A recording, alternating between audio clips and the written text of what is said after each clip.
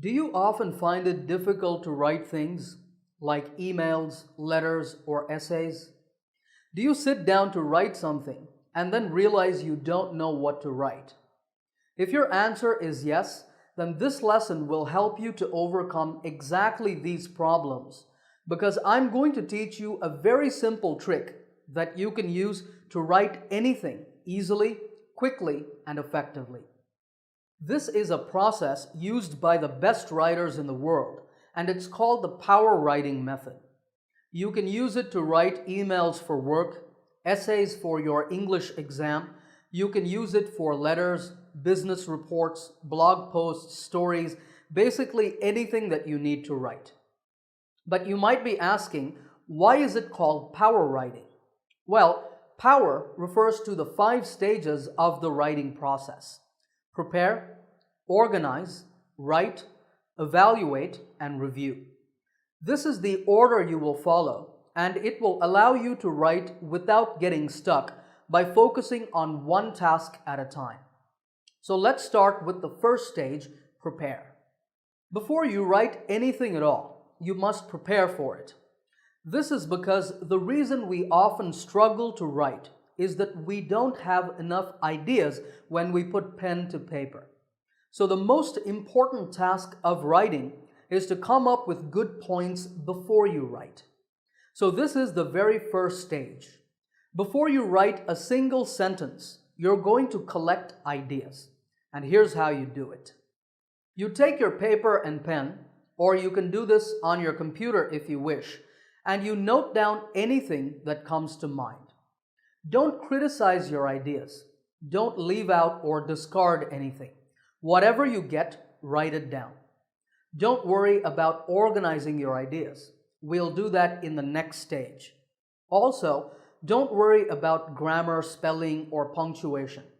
Remember, we just want ideas, so if there are mistakes, no problem.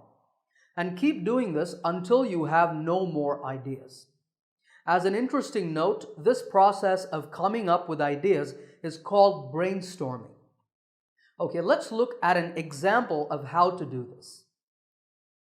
Let's say you're in an English exam and you have to write an email of complaint. Here's your task.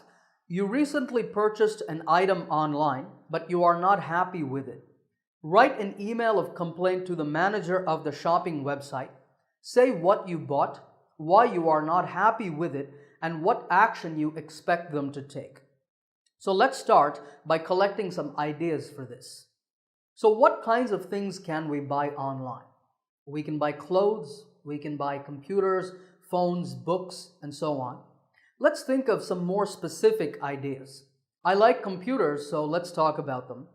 You can buy a laptop. Actually, you can also buy computer parts like a monitor, a mouse, or a keyboard.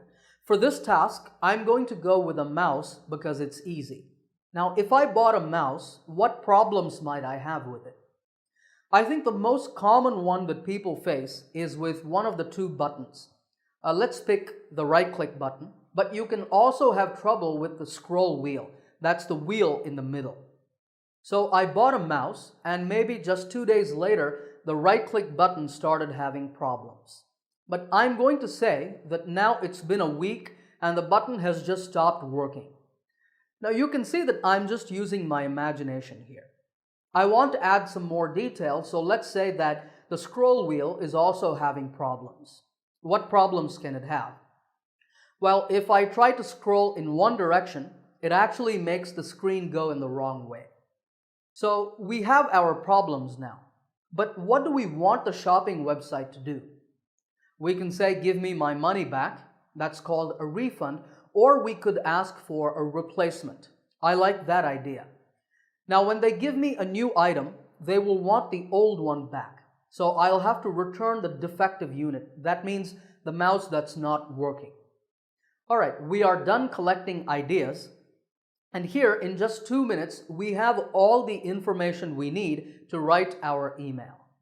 Notice that as I was brainstorming, I came up with lots of ideas. I collected everything that came to mind without leaving anything out. And then I expanded on the important ideas. It can be very helpful to talk out loud during this stage, like I was doing. Try to have an imaginary conversation, and you will find it easier to generate ideas. Also, it's good to use paper and pen for this exercise rather than a computer. This way you can draw a mind map like the one you see on the screen. It can really help you to be creative. Okay, once you have the ideas you need, you move on to the second stage, which is organize. The goal of this stage is to produce an outline for what you're going to write. That is, you're going to structure your ideas in a logical manner. So throughout this stage, you should keep asking yourself this question: how do I guide my reader?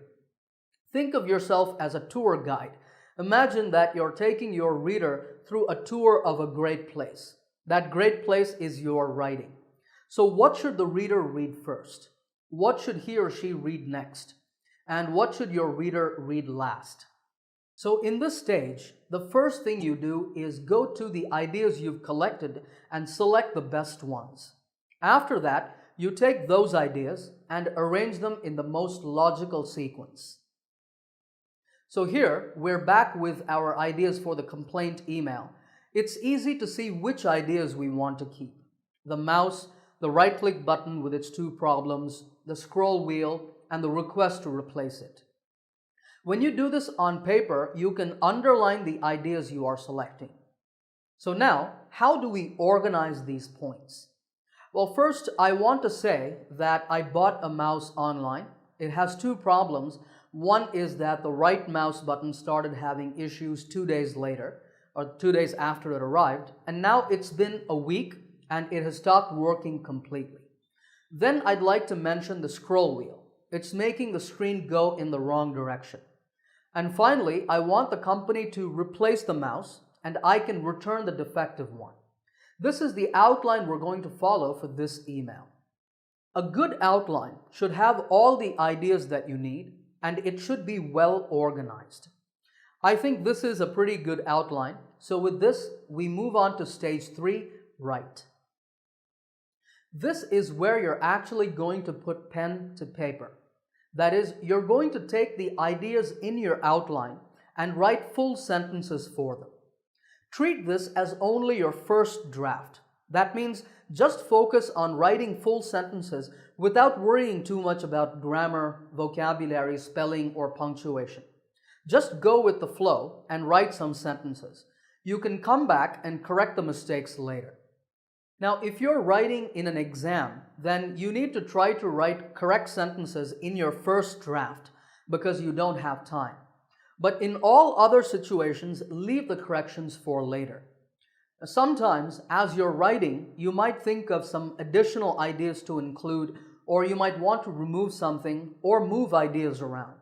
That's okay. It's a natural part of the process. All right, let's go back to our outline and write some full sentences.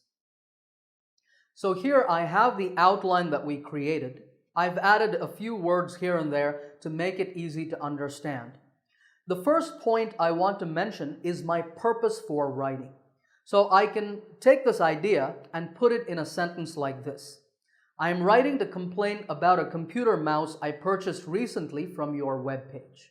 There are some mistakes in this sentence, but that's on purpose. Don't worry about them for now. Okay, so just like this, we need to take all of the other ideas and put them in sentences. I'm going to show you my first draft in a moment, but I want you to think about how you would write sentences for these ideas. Pause the video, think about it, then play the video again and check. All right, here it is. You might notice that there are errors in grammar, spelling, and punctuation, and there are also some poor word choices. That's okay. We can come back to them. Remember that we are only trying to produce a first draft here. But you can already see that our email is coming together nicely. And now that we have a draft, we move on to the next stage, evaluate. This is the stage where you check your work. This is also called proofreading.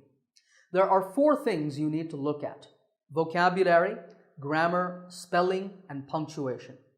First, you check if you have used the right words to express your ideas. Then you check to see if there are any grammatical mistakes you need to correct. After that, you check if you have spelled all the words correctly. And finally, you look at your punctuation, that is, periods, commas, question marks, etc., and make any corrections that are necessary. All right, we're back to our first draft. Before I make any corrections to this, I want you to try doing that. There are a total of 8 errors in this email. 2 in vocabulary, 2 in grammar, 2 in spelling, and 2 errors in punctuation. Stop the video, try to correct them, then play the video again and check. Okay, let's talk about vocabulary and word choice first. In the first line, I've said web page. This should be website, because a web page is just an individual page. The company is the website. And in the very last line, I've said delivery guy. This sounds a little casual. And also the person delivering the replacement might be female. So it's more professional to say delivery person. These are the changes that I made in word choice. Let's talk about grammar. Notice I've written the scroll wheel have started. Scroll wheel is a singular noun, so it should be has. And where we make the request for the replacement, it says if you could send. It should be send. Let's move on to spelling. The first error is writing. It has an extra T. And the second is immediately, which is missing the E. And finally, let's look at punctuation. The first error is that there is a period or full stop missing after completely. And then after I would appreciate it, there is a comma which should not be there. How many of these errors did you identify? Let me know in the comments. Now, as I was reading this draft, I realized that in a real email, you would give details of your order. So I quickly came up with some imaginary order details and put them at the end before the closing. And I also thought it would be useful to say, see order details below in parentheses or round brackets right at the beginning. So here we have our final draft, and it looks pretty good to me. So now we move on to the final stage, review. Okay, by now, you will have a pretty good piece of writing that is almost ready to go out into the world. But before that, it's always a good idea to go over it one final time to make sure that it reads well. You do this to check that what you have written has the intended effect on the reader, that is, the effect that you want. If you're in an exam situation or you're writing a quick email at work, all you need to do is just give it a read before you hand in your paper or hit the send button. But if you have time, or if you're writing something longer like a report or a story, then the best practice is to not review it immediately. This is because after you finish writing, your mind will still be full of the same ideas. Instead, you should leave it and come back to it the next day, or at least after a few hours. This way, you will look at it with a fresh pair of eyes, and it will be easier to notice any last-minute corrections that you need to make. When you review, it's good to read it out loud and not just silently in your head, so you can check if your writing sounds natural. And finally, if you can, ask someone else to read it and give you their feedback. Just don't do this in an exam. If you've gotten this far, then congratulations, you have now used the power writing process to easily, quickly, and effectively produce a written work. Now, in this lesson, I showed you how to do this with an email. But remember that this process works in the same way for anything that you need to write. All right, let's do a quick recap of what we've learned in this lesson. You begin the writing process with the prepare stage. This is where you collect or brainstorm ideas. You then organize your ideas into an outline that you can use to write. Then you go on to the write stage, where you expand your outline into full sentences and produce your first draft. After this, you evaluate or proofread the draft to correct any errors. Finally, you review what you've written to see if it reads naturally and make sure it's fully ready to go out into the world. Once you get good at applying the power writing process, you will find that writing anything is easier, more systematic, and more enjoyable than ever before. Alright, if you liked this video, give it a thumbs up by hitting the like button. If you're new to my channel, make sure to subscribe by clicking the subscribe button to get my latest lessons right here on YouTube. Happy learning, and I will see you in another lesson soon.